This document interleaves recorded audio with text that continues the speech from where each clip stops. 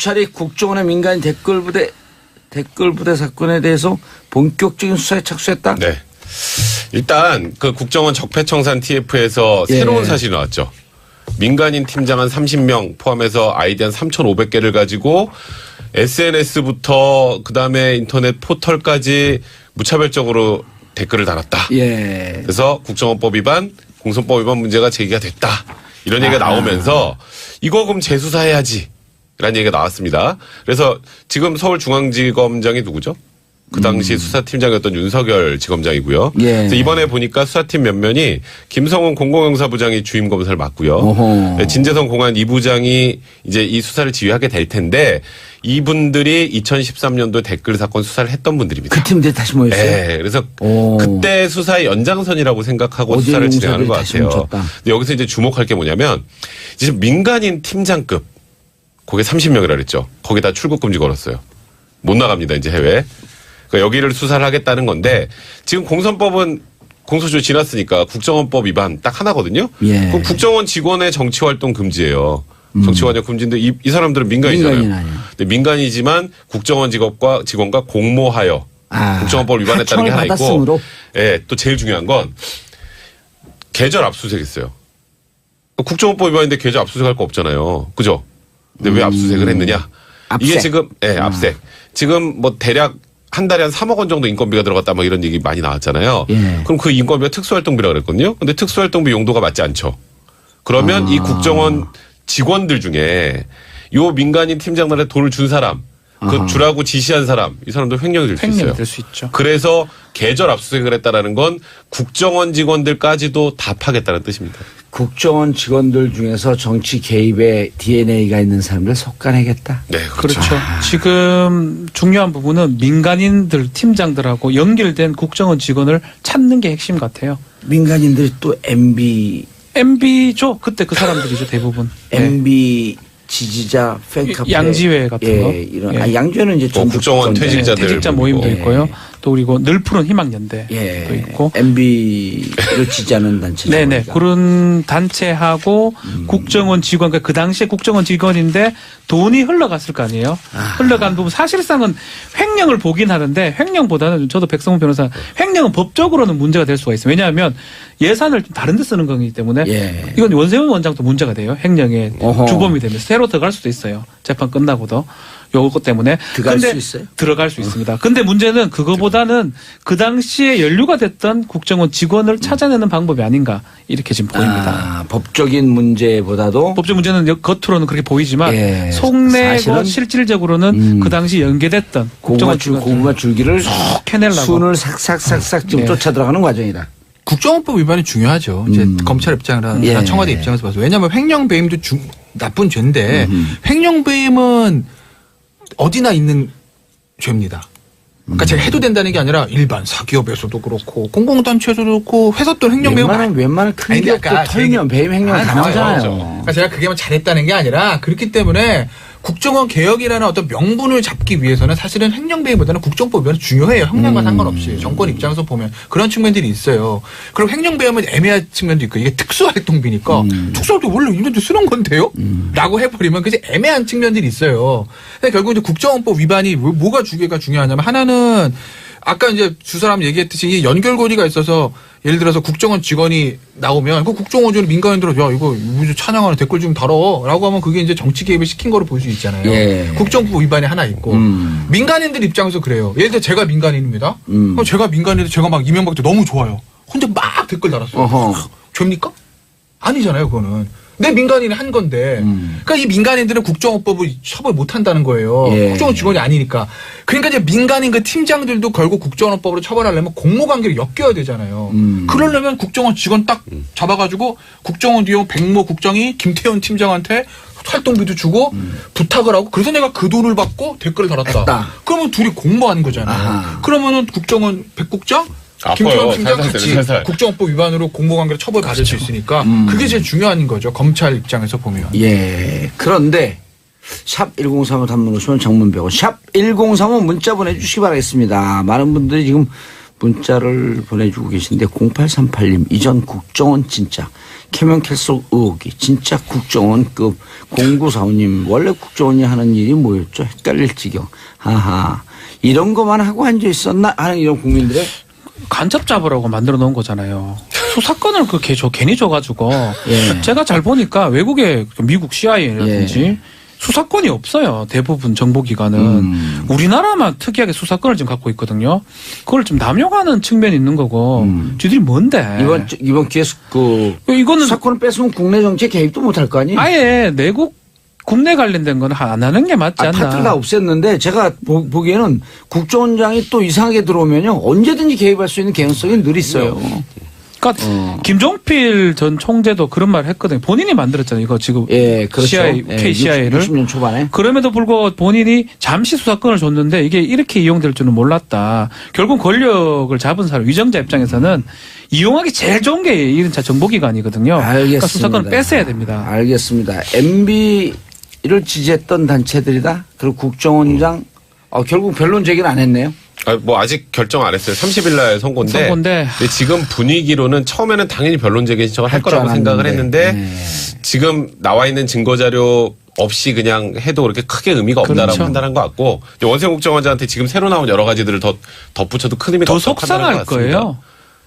다시 또 받는 거거든요. 그래서 여기 이제 변론 재개 신청을 안 하고 그냥 선고를 할 확률이 좀 더 높아져 가는 분위기이긴 합니다. 구형 4년이 좀 싸다 이런 분위기 있잖아요. 아니요. 싸다. 그래 네. 받아놓고 또 재판하러 그리고 또 와야 지금 되거든요. 이제 또 수사하는 과정에서 원세훈 국정원장의 지시로 예를 들어서 특수활동부에 그렇죠. 이렇게 유용이 됐다면 횡령이 되니까. 아까 횡령 같은 걸로도 추가로 또 처벌할 수 있으니까 지금 이미 횡령 크잖아요. 또. 국정원법 위반, 공직선거법 위반으로 기소가 돼 있는 상황이기 때문에 여기에 이번에 나온 자료들이 이제 증거 자료로 추가는 됐어요.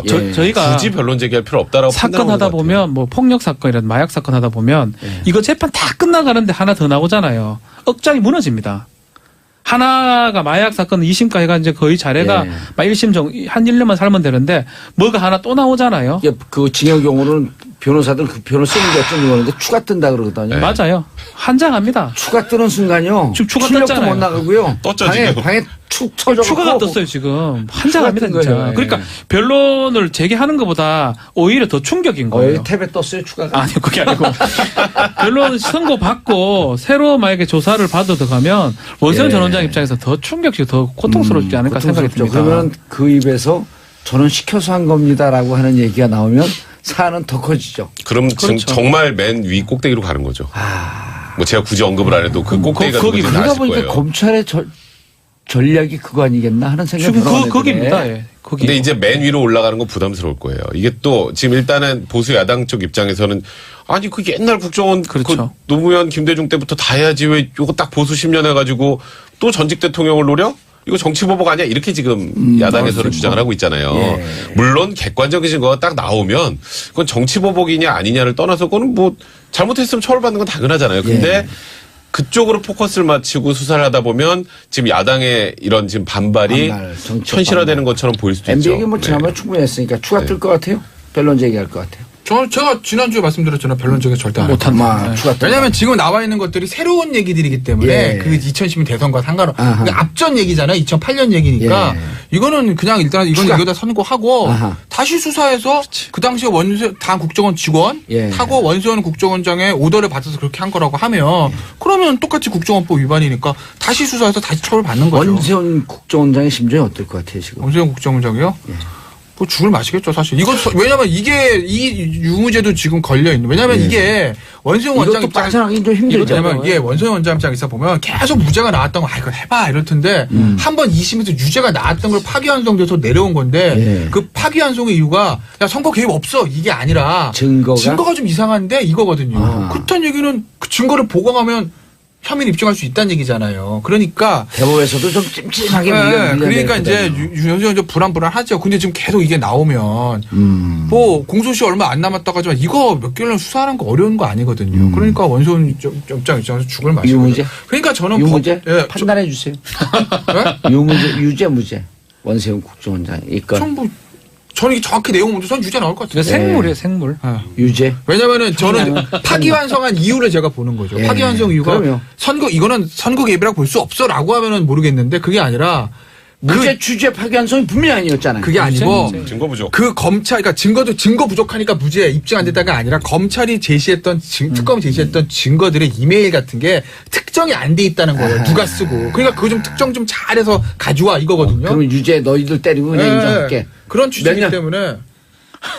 몇 년이요? 아, 이거 내가 저 사건을, 1심에 4년 나왔었어요? 그럼 뭐 사살할게요. 구형 4년인데? 9년 사유, 그럼 한 3년 나오겠네요. 그렇죠. 네, 3년 나옵니다. 아, 유문죄를 먼저 얘기해. 유죄죠. 무죄 3년 이렇게 해서. 피고인 원세훈을 징역 3년에 처한다. 이렇게 될 것 같습니다. 다만은 무슨 다만이에요. 이건 다만 나올 수 있는 사안 아니고. 그렇죠. 이건 다만 아니에요. 이건 다만은 안 나오고. 다만 못 나옵니다. 뭐 저도 징역 3년인데 징역 3년에 처한다. 판사 일어납니다. 그럼 법정 우수하는 거예요, 이제? 아, 이건 해야죠. 네. 그리고 아까 말씀하셨던 것처럼 제대로 배치해서 좀 이렇게 확실하게 합시다가 이제 대법원 파기환송 그렇죠. 이유라면 이번에 추가된 증거들이 증거로 채택이 됐어요. 예. 그럼 그 부족한 거에 증거로 채택이 된 게 합쳐졌으면 당연히 유죄가 나오겠죠. 그래서 지금 원세훈 전 국정원장은 죽을 마실 거라는 생각이 드네요. 김태현 변호사님. 네. 31일이죠? 30일, 31일이에요. 뭐가요? 선고요? 예. 30일. 30일. 네. 30일 선고 나고 예. 그 다음날 한국 이란전이 있는데 예. 원세훈 전 국정원장 볼 수 있을까요, 없을까요? 참고로. 되게 잔인하게 질문하네. 안에서도 보여주지 않습니까? 아, 근데 그 생방이 안 되니까, 생라이브가 안 녹화로 봐야 되니까. 그건 생방이 됩니다. 아, 돼요? 그거 어떻게든지 볼 수도 있겠네요. 집에서 왜냐하면 보든 이게 거기서 보든. 아니, 근데 그거 보고 싶겠어요. 12시 이전에 끝나면요. 예. 근데 그 미결에서, 이거 기결이지? 네. 아니, 미결이. 아니, 이거 미결이고요. 네. 이게 이제 미결에서는 무죄 취재 파기환송에 대해서 제3고 반대해서 유죄 나온 거기 때문에 또 또 대법원 상고 올라가요. 가능해요. 그날 8시부터 하기 때문에 그 국내 사는 거기 때문에 생방으로 해줍니다. 아, 역시 뭐 경험은 못 이기지 않습니까, 우리가? 아무리 책으로 공부해도 경험은 못 이깁니다. 요것 때문에 들어갈 수 있어요? 들어갈 수 있습니다. 근데 문제는 그거보다는 그 당시에 연루가 됐던 국정원 직원을 찾아내는 방법이 아닌가 이렇게 지금 보입니다. 법적인 문제보다도 법적 문제는 겉으로는 그렇게 보이지만 예, 속내고 사실은 실질적으로는 그 당시 연계됐던 국정원 고구마 줄기를 캐내려고 순을 삭삭삭삭 좀 네. 쫓아 들어가는 과정이다. 국정원법 위반이 중요하죠. 이제 검찰 입장이나 예. 청와대 입장에서 봐서. 왜냐하면 횡령배임도 나쁜 죄인데 횡령배임은 어디나 있는 죄입니다. 그러니까 제가 해도 된다는 게 아니라 일반 사기업에서도 그렇고 공공단체에서도 그렇고 회사 또 횡령배임 웬만한 큰 아니, 기업도 그러니까 털면 배임 횡령 다 나오잖아요. 그러니까 제가 그게만 잘했다는 게 아니라 그렇기 때문에 국정원 개혁이라는 어떤 명분을 잡기 위해서는 사실은 횡령배임보다는 국정법 위반이 중요해요. 형량과 상관없이 정권 입장에서 보면 그런 측면들이 있어요. 그리고 횡령배임은 애매한 측면도 있고 이게 특수활동비니. 검찰이 국정원의 민간 댓글부대 사건에 대해서 본격적인 수사에 착수했다. 네. 일단 그 국정원 적폐청산 TF에서 새로운 사실이 나왔죠.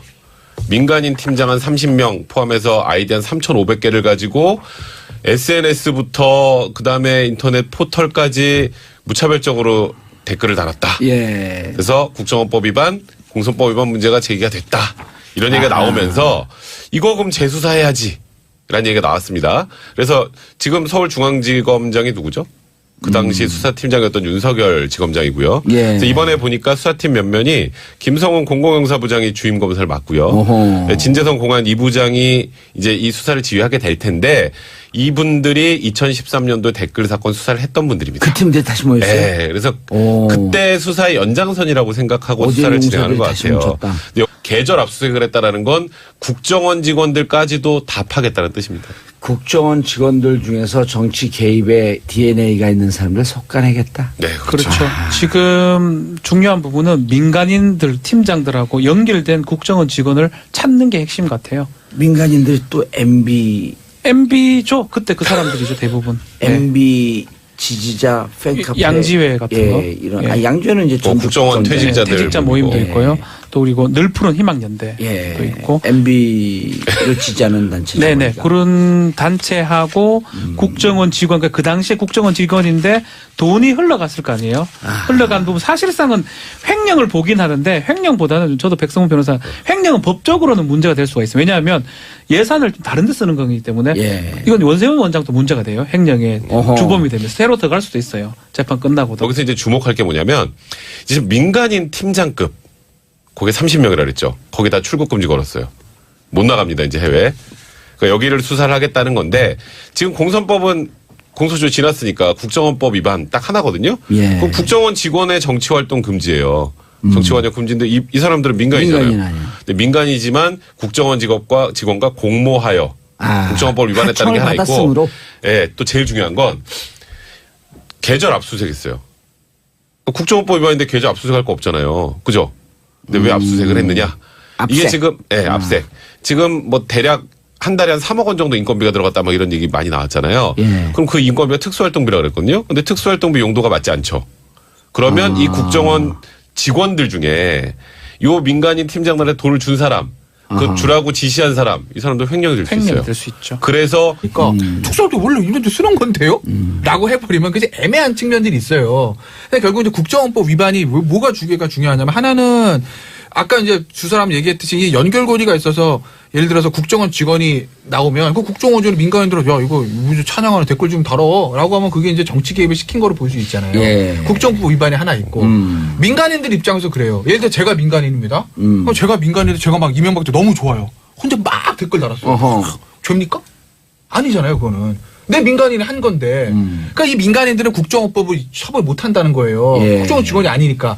그러니까 이제 민간인 그 팀장들도 결국 국정원법으로 처벌하려면 공모관계를 엮여야 되잖아요. 그러려면 국정원 직원 딱 잡아가지고 국정원 뒤에 백모 국장이 김태현 팀장한테 활동비도 주고 부탁을 하고 그래서 내가 그 돈을 받고 댓글을 달았다. 했다. 그러면 둘이 공모하는 거잖아요. 그러면은 국정원